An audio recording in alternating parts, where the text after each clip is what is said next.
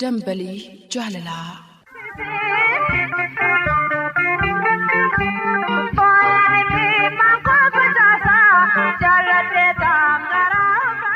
Nageenyi keenya kan kabajaa bakkuma isin jirtanitti kabajamtoota dhaggeeffattoota qophii dambalii jaalalaaf isiniif haa qaqqabu isiniin jenna. Kun qophii dambalii jaalalaa torbanitti yeroo kana isiniif dhiyaatudha. Qophii dambalii jaalalaa babbareechinee miidhagsinee qabannee dhufnee istuudiyootti argamnee kan jirru ammoo Annimoonaa Naggasaa fi Obsii Fileeti. Eeyyeen har'aa istuudiyootti kan nuti argamnee jirru qophii dambalii jaalalaa qabiyyeewwan garaagaraa qabatan qindeeffanneeti kan nuti istuudiyootti argamnee jirru. Isinis ammoo bakkuma jirtan irraatii OBN dhaggeeffachuudhaan qophii dambalii jaalalaatti akka bohaartan akkasumas ammoo muuxannoo fi mudannoo namarraatii akka barattan isiniin jechoota jaalalaa akkasumas ammoo baacoo itti daballee jirra har'aa Annimoonaa qabiyyee qophii dambalii jaalalaa dhiyeessinu irratti. Eeyyeen isin si'oomtanii akka nu dhaggeeffattan qophii dambalii jaalalaatiin jaalalaa akka dhandhamattan waa hedduus akka irraa barattan isin affeerrachaa yaada qabnaa karaa kan bilbillee yookaanis barreessinee isinitti himnaa yoo jettaniif 022 fi 861 irratti nuuf bilbiluu dandeessu isiniin jechaa karaa ergaa gabaabaa 8330 yoo nuuf barreessitanis ergaan keessan kallattumaan nu qaqqabaa isiniin jecha kanneen otumaan isiniif bilbiluu yookaan mootumaan ergaa gabaabaatiin isiniif barreessuus ammoo qophii dambalii jaalalaa irratti kallattumaan hirmaachuun barbaadaa warreen jettaniif toora iimeelii keenya irratti hirmaachuu dandeessu akkasumas lakkoofsa saanduqa poostaas qabna Annimoonaa. Eeyyeen iimeeliin keenya djobsikebeki@gmail.com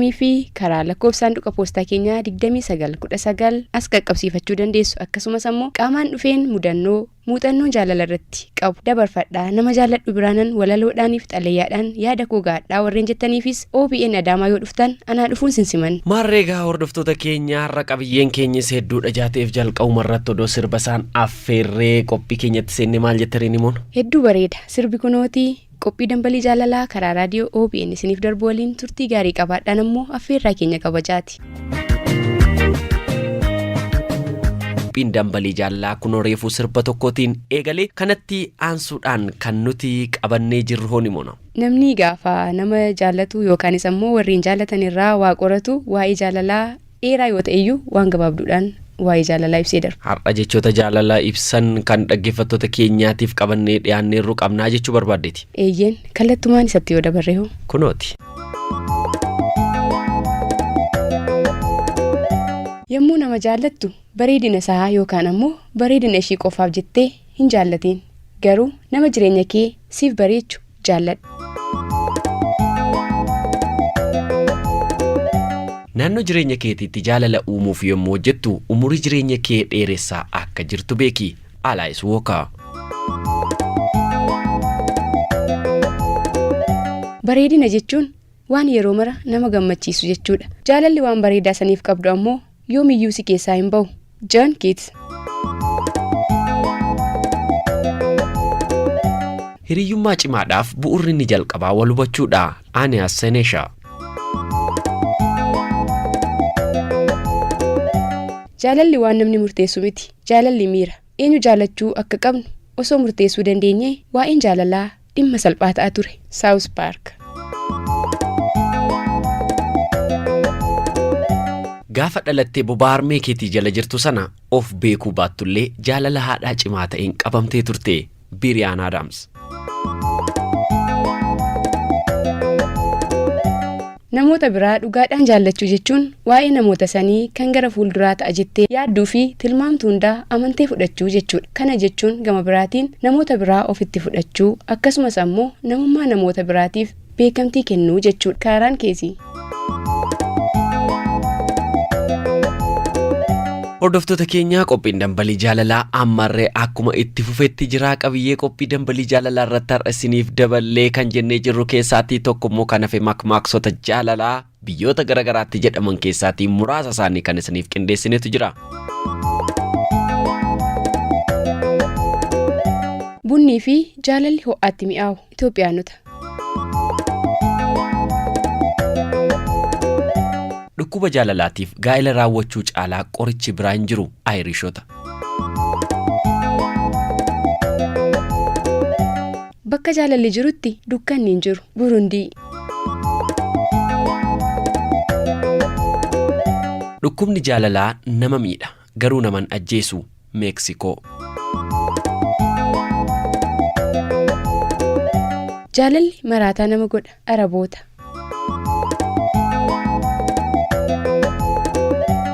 Jaalalli ijaan qabu jaamaadha.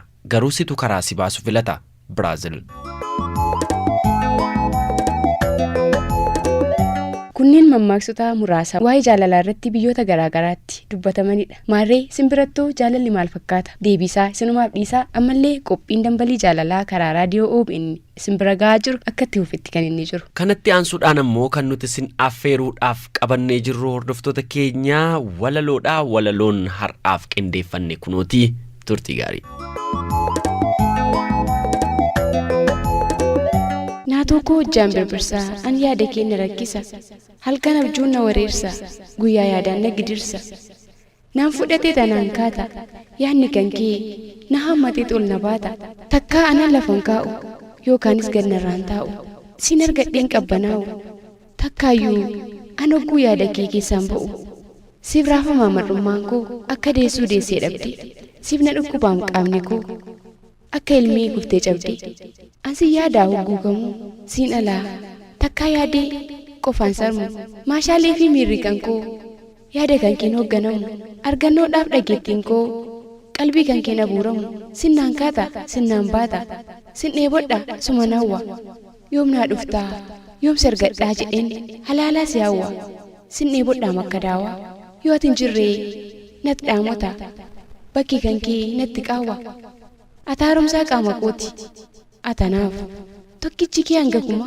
sin jaalladhaa man dhuguma yoo ati hin jirree anu hin jiru takkaa ormaaf garaaniru eenyummaan kee na booji'ee naan fudhatee naan naanna'e na dhagayi sin waammadha yoo ati hin jirree nan rakkadha yoo ati dhuftee sin dhaadadha ilaa ati yaamichuu koo isa lixaa yoo ati hin jirree yaadni qofaatti na argatee gubee waadee anaan fixa ilaamee kodee koo gamaa kodee koo yaa sabaa biiftu ati hin jirtu taanaan biiftuun addunyaadhaaf iftu takka baatee anaaf hin iftu ilaamee yaa tiruu koo lubbuu koo giddu galeessa kanan qabu garaa kootii hambaa fadheessi todeessa sin jaalladhe siina nawwee orma keessa na qaqqabi yaa buunaa koo naaf birmadhumee rakkoo koo ati michuun koo inni kaabaa sin argadhu taanaan hogguyyuu ofittan gaabba sin jaalladhaa sin barbaada sin araada sit naaf yaada achi gamaa gara biiftuu as gamanaa gara lixa giddu galeessa kanarraa yookaanis kibbaaf baarraa kaabaa fi kibba hundarraa naaf kottumee naaf owwaadhu iddoo mararraa sin jaalladhaa ati michuu koo kan kaleessaaf boruuf jaarraa sinaa wayyaa sin jaalladhaa an ormarra sinaa wayyaa sin jaalladhaa an ormarra. Kam baate ooltu kam baate ooltu barii silaaluu ijji kiyya kan feetu.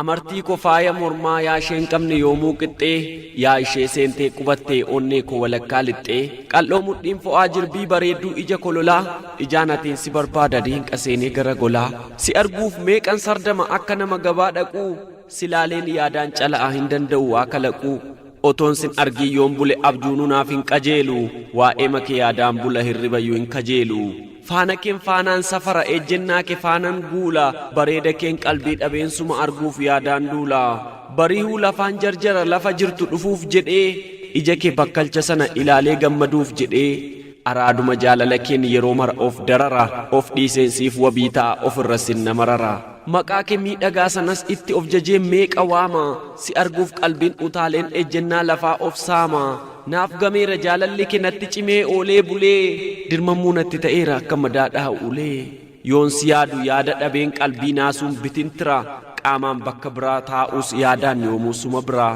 ciisus boqonnaa naan kennu yaadaan gara keen qaari'a otoo waa'ee kee herreguu lafti iyyee naan bari'a natti ammaate jaalalli kee naaf gameera dadhabeera akka waan tokko hin dalagne harkaaf miila na qabeera na dhukkuba bakka hunda as jedhee beekee ni madhu kan na yaalu si qofaadha deeggarsa ormaan si madhu naaf malika yaa biloo koo miidhameera dawaa dhabee wal'aansuma keen eeggadha jaalala keen qalbii cabee miidhagduu koo gitan qabne yaa fakkaattii monaaliizaa jaalala keen na darara obbaafadhe yooman ciisaa kootu kootu na ilaali naatoo keen onneen nadhaani natti siiqinaa amma dhudhungoo keetiin na wal'aani kootuuti natti marami lubbuun kiyya haa gammaddu namummaa ko boqochiisi dadhabbiin narraa haa baddu ilkaan kan kee bisik godhii sammuu kiyya gammachiisi baallee ija kee mirmirsi qalbii kiyya taphachiisi ansi malee orman fedhu hin barbaadu tasumayyuu naaf jiraadhu yeroo maraa sabboontuu kontala hayyuu jaalala keef bitameera hoomtuu sin addaan nan baasu bubbeestee qilleensiyyuu ija kiyya sirraan kaasu naaf jiraadhu biloo kiyyaa siifan jiraadha anisi baratti tokkoomnee bullu innuuf geessi guyyaanisi akkan waadaa kesiif eegu rabbi guddaan qaba ragaa hamtuun sin argatiini hanga sittuu nagaa nagaa siyaasa yaatu koo si galchan galtu koo birkisimma seenii. Walaloodhaan jechoota jaalalaa urgaan kan tartiibeffamanii simbira qaqqabaniin bohaartanii akka turtan abdii guutuu qabna. Ammas qophii dambalii jaalalaatiin qabiyyee nuti simbiraan ga'u filanne hedduutu jira. Har'a dhumuu didanii jiru qabiyyeewwan qophii dambalii jaalalaa irratti har'a nuti dhaggeeffattoota keenyaatiif dhiyeessaatii jirru. Amma immoo baacoo xiqqoo tokko qabna. Sana dhaggeeffannu. Eeyyeen baacoon kunooti turtiin keessan waliin haa ta'uu isiniin jenna.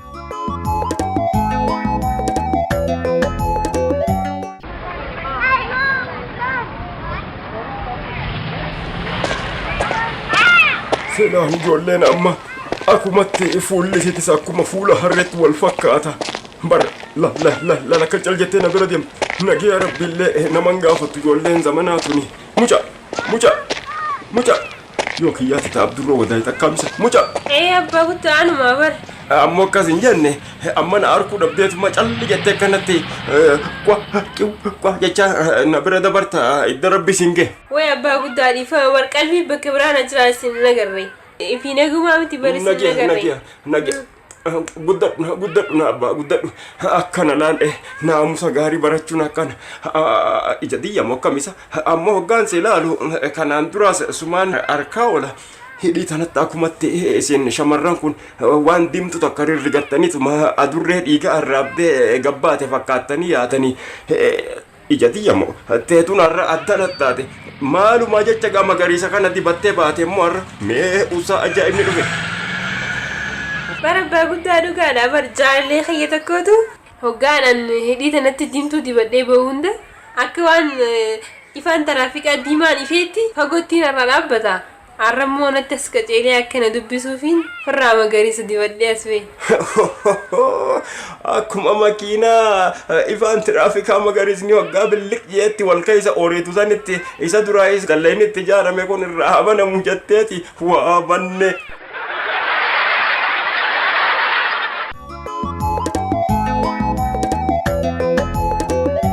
Baacoo dhaggeeffattaniin akka bohaartan waa hedduu sakkarraa hubattan homaa shakkinu. Qabiyyee qophii dambalii jaalalaatiin kan isin hawwiidhaan eeggachaa jirtanii fi inni xumuraa tokkotu nu biratti hafee jira. Goleewwan arfan Oromiyaa irraatii OBN irratti qophii dambalii jaalalaa irratti nuuf haa darbuu jettanii warreen karaa lakkoofsaanduqa poostaa fi karaa iimeelii keenyaa nuuf ergaa turtan keessaatii kan har'aaf dabaree qabatan xalayoonni keessan kunooti. Xalayaa dhaggeeffadhaa nu waliin turaa isiniin jenna. Ba'aan jaalalaa hedduu ulfaata hanga nuun baachuu hin dandeenye jechuunis hanga afaan kootiin haasa'uu kana miti hedduu cima. Kaanii fi jaalalli gammachuu madda jireenya gaarii fi boqonnaa gaarii ta'ee fi namnuu akka fedhetti akka jiraatuuf daandii saaqaa fi kan jaalalli jalaa dabdeeffamu hogguuyyuu yaadni isaa hidhamaa qalbiin isaas rarra'aa iji isaas fagoo ilaalaa waa dheebochaa akka jiraatu taasisa. Xalayaa koo dubbiidhaan hin eegale miti nagaa koos hin daganne nageenyi koo kan kabajaa. Bakkuma isin jirtanitti qopheessitootaaf dhaggeeffattoota qophii dambalii jaalalaaf isiniif haa qaqqabuun isiniin jedha. Kana yeroo hundumaa waa'ee kee dagachuu hin dandeenye. Hangan ofii koo irraanfadhutti yookaanis ammoo hangan du'ee dachee kanarraa dhabamutti kan waa'een kee hogguuyyuu na dhiphisu. Kanaan al tokkoofuu natti tolee jireenya gammachuu qabu jiraadhee si irraanfachuu hin dandeenye. Kana waan hundumaa sirratti arge. Kana yeroo hundumaa jireenya koo keessattis si yaadachaa bu'aa bayinii yeroon sin argadhee dabarsaa ture sanas sammuu koo keessa deddeebisee kaan itti gaddaa kaan itti ammoo gammadaas kanan jireenya koo guutuu dabarsaa jiru dhala koo waan hundumaa koo kan ilmoo koo yookaanis ammoo dhala koo siin jechuun iyyuu sin ibsineef bakka ati jirtutti si haa qaqqabu. Ati akkam naaf jirta nagaa keetii ani yaada kee yooman garaa kee argadhaa yoomis Waaqayyoo laphee kee cabsee gara kootti siinaaf deebisaa jedhee Waaqa kadhachuu fi jiruu koo keessatti hangan of argu hangan of yaadu hundumaa si yaadu waa'ee keef dhiphachuurraan kan hafe nagaa kooti obbolaan kan keessa marti isaanii iyyuu nagaa isaaniiti iftuu koo ati ifa jireenya kooti dhugaa jireenyi koo siin malee kan qabu si dagachuus hin danda'u ni beektaa haati ilmoo jalqabaa hangam akka jaallattu tarii hanga haadha taatutti dhugaan sitti mul'achuu baatus waan naannoo keerraa argituu fi waan dhageessurraa ni hubattaa jedhee yaada ifaa koo waa'ee koof kan kee kaasee dubbachuuf yerootu nan ga'u garuu ammoo dhimma maxaleeyyaa akkan gara keetti si barreessuuf na dirqisiiseen siif kaasa aniif abbaan kee kan nuti walitti dhufnee siin argannee fi jaalalaan osoo hin taane dirqiidhaanidha akkan isa wajjin jiraadhuuf na dirqamsiisee na butee na fudhatee gale ani garuu dirqama baradhee xumuruu waan hin qabuuf wayita sanattis maalummaa jaalalaa waan hin beekneef isa wajjin bultii godhadhee jireenyatti fufsiisuurra isa waliin adda ba'ee siin ulfa ji'a 3 qabadhee isarraa adda ba'ee maatii koo birattis siin da'ee turtii waggaa tokko ergan siin guddisuuf ture booda gara mana barnootaan galle maatiin koos ta'ee anis abbaa kee waliin akkan jiraadhuuf eeyyamamuun turre iftuu kiyya sababumaan barnoota koo xumuruu qabuu fi naman jaalladhutti heerumuu qabuuf siin maatiin koo akkasi guddisaniif isaanitti si kennee barnootatti deebi'ee barnoota koos xumuree amma kunoo bultii jaarradhee jireenya gaarii jiraachaan jira kan jireenya koo keessaa hir'ina ta'ee yeroo hundumaa na yaachisuu jiraate waa'ee keeti ati ammoo erga of bartee barnootas barachuu eegaltee nuti si guddisne malee maatii kee miti haati kan kee isheedhaa jedhanii maatiin koo yeroo akkati anaan bartuuf sitti himan kun gonkumaa ta'uu hin qabu haati koo isinidhaa jettee miira gaddaan guutameen haadhummaa koo fudhachuu didde ifaa kiyya sin hubadha sin guddisne si waliin hin turre ani kanan jiraachaa ture barnootaaf jedhee magaalaa Finfinneeti ati ammoo magaalaa Gimbii turte anaan kanatti na beektu akka obboleettii kee hangafaatti akka haadha kee ta'ee gonkumaan beektu turte dhugaa qabda garuu ammoo badii kiyyaan yookaanis ammoo jibba kee miti kanan sirraa fagaadhe dirqii natti ta'eeti malee ifaa kiyya na hubadhu haati dhallishee ati haadha koo miti yoo jetteeni hangam akka miidhamtus itti naaf yaadi yoomiyyuu sin jaalladha sirrattiin waan hedduu arge sirraa fagaadhee yaada kee irraa fagaadhee jiraachuun hedduun natti ulfaata sababaan waa'ee kee yaaduuf abbaa warraa koo fi obbolaan kee jireenya gammachuu hin qabne na waliin jiraatu kanaafuu furmaanni isaa si harkadha ifaa kiyya jaalladhee miti kanan sirraa fagaadhe dirqiitu natti dhufe kanaafuu garaa naaf laafi haadha kootii naan jedhi akka haadha keettis na laali dhiphuu keessa na baasiin siin jedha kan sirratti waan hedduu argitee maalummaa dhalaas hubatte ana haadha kee boontuu fi qaaduuti magaalaa Finfinneerraa mucaa koo iftuu jaalataatiif magaalaa Gimbiitti kan argamtuuf.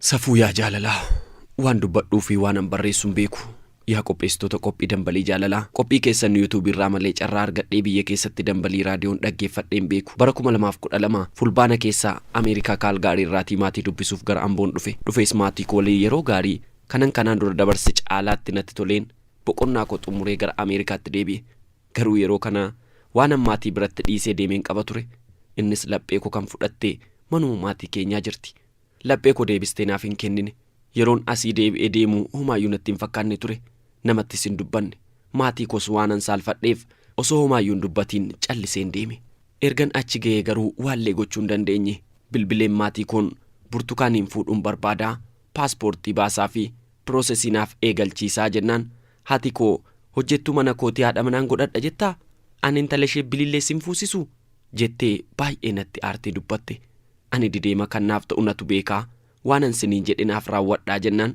bilbila narratti cufte yeroo biraa bilbilee yeroon gaafadhummoo ati feenaan dhimma kee kottutii ragaa haadha manummaa fi abbaa manummaa guutiinaan jette anis gammadeen dafee dhufuuf yeroon jedhu dhukkubni koronaa kun dhufe ergasii tureen 2013 fulbaana keessa dhufe yeroon mana seenuu intalli bareedduun tokko teessi haati koo dafteema wal baraa siifan jedhamti intala warra abbaa ebeluuti naan jette waliin sanaaf galuu dideen burtukaanoo eessa jirtii jedheen gaafadhe maatiin hundi natti kolfe namni deebiinaaf deebiseen turre aareen silaa isheenoo kushinaa keessaa isheen baasanii jedheen darbee deeme yeroon achi dhaqu garuu haati kiyya nafaana dhuftee siifan intala warra guddaati maatiitti himeen fideera qaanooftee hojjettuu mana keessaa waliin miriixxee nan qaanessiin burtukaan ishee bara kam dhiira wajjin baddee deemte na gaafattaa naan jette. Waanan dubbadhuun dhabe. Durumayyuu gaafan intala bareedduu sana manatti arguu akka dubbiif ta'e bareera.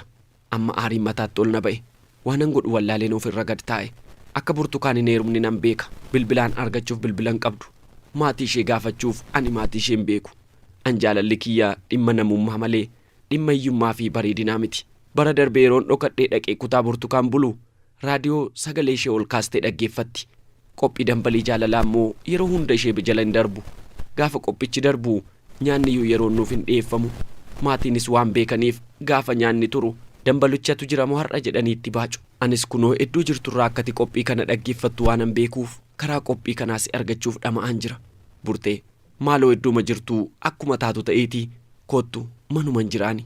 Lammaffaa maatii biratti si dhiisee hin deemu. Dhuguma na amanii si barbaachan galaana meeqa qaxxaamuree dhufe. Ammayyuu ati laphee koo keessa jirta. Ana jaallataa kee Habtaamuu Waaqumaati. Magaalaa Amboorraa burtukaan kan mana warra Waaqumaa bultootii hojjetaa turteef bakka jirtutti.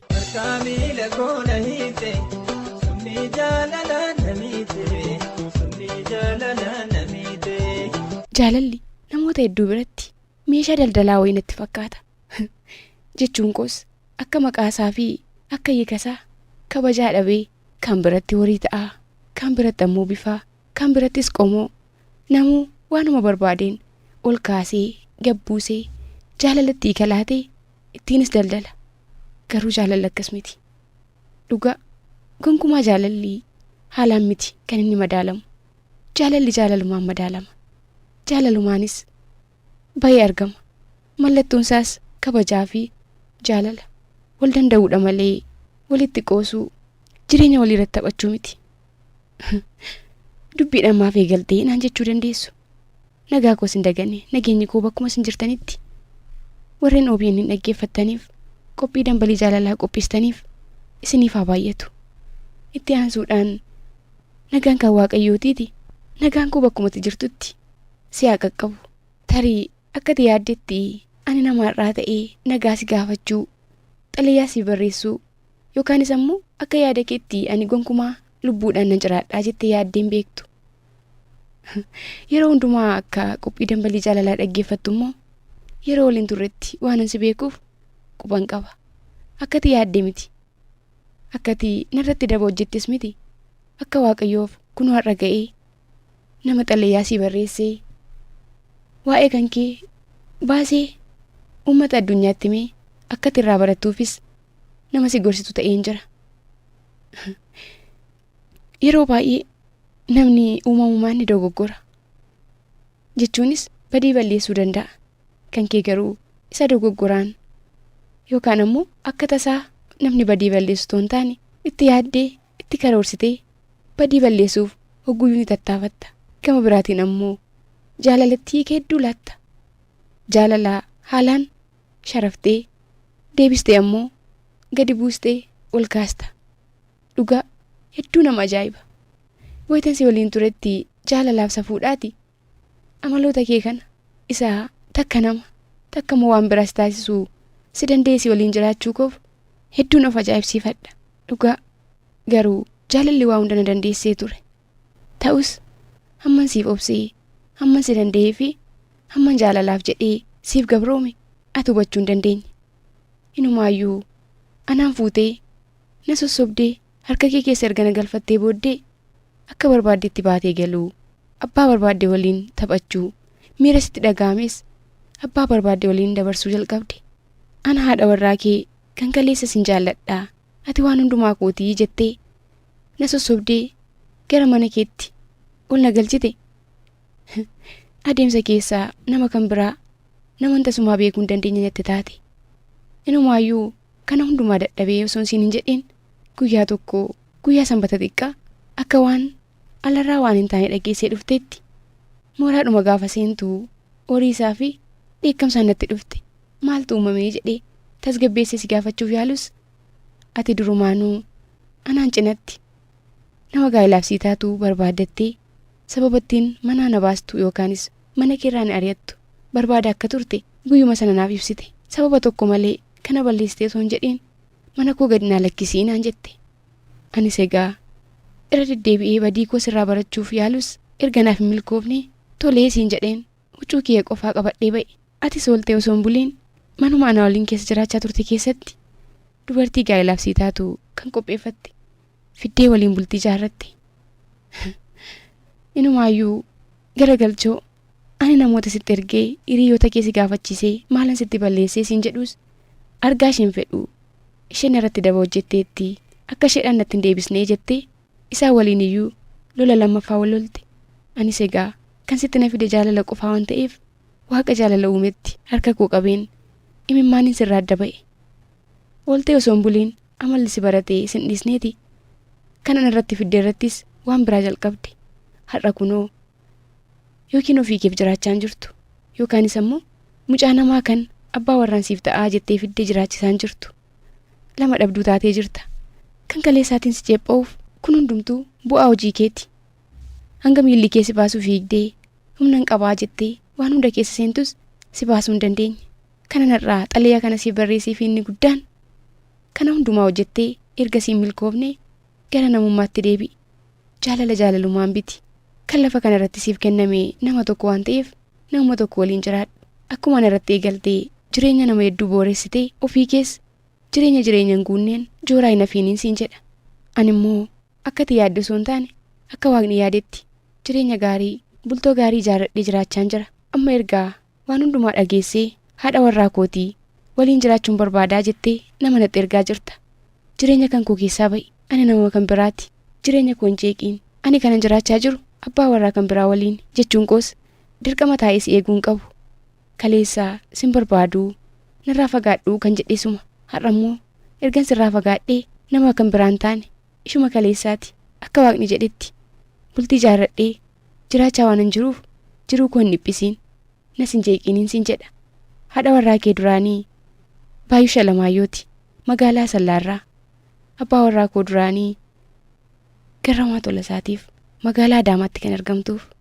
Jaallateera jedhee sitti mee hasaase jaallatee samitti jaalala naraase. Qophii dambalii jaalalaa jalqabarraatti eegaltanii haga ammaatti kanneen nu dhaggeeffachaa turtan ulfaadhaa isiniin jechaa qophicha qopheessee kan isiniif dhiyeessee an obsii filee fi nimoonaa naggasaa turre. Kan gulaalee Abdusalaam Muhammedi. Torban qophii dambalii jaalalaa kan biroo qabannee dhiyaannaa warreen irratti hirmaachuu barbaadaniif akkasumas ammoo qophii dambalii jaalalaa irratti warreen yaada qabdaniif 02211008660 fi 861 fayyadamaa karaa ergaa gabaabaa 8330 ni jira. Iimeelii fi lakkoofsi saanduqa poostaa keenyaas isiniin eega. Imeeliin keenya djobsikebeki@gmail.com fi karaa lakkoofsa saanduqa poostaa keenyaa 2919 yoo gara keenyatti qaarsiifattan kallattumaan nu qaqqabee abbaa dabaree taatanii kanuma keessan kan dubbattan dhaggeeffachuu dandeessu. Qophii dambalii jaalalaa torbaan dhufuun hanga walitti deebinutti nagaatti isiniin jechaa qophiileen OBN irraa isiniif tamsa'an itti fufuu turtii gaarii. Dambalii jaalalaa.